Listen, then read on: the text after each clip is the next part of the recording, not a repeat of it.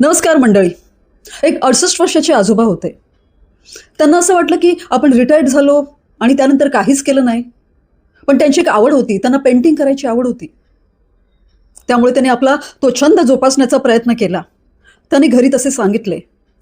पण मित्रमंडळी, घरची मंडळी सर्व हसायला लागले. "अरे ह्या वयात तू हे काय नको ते करतोयस?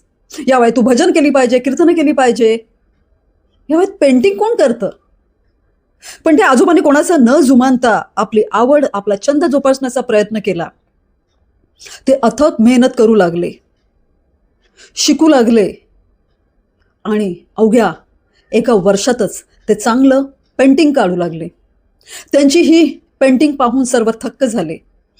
एक 70 वर्षाचा माणूस एवढी चांगली पेंटिंग कशी काय काढू शकतो, तो सुद्धा ह्या वयात शिकून. पण तुम्हाला माहिती आहे का, आपला मेंदू रोज नवीन काहीतरी शिकत असतो. त्या मेंदूमध्ये रोज नवीन काही ना काही शिकता येतं. कारण तो आपला पॉवरफुल शरीराचा एक भाग आहे, जो सतत कार्यरत असतो.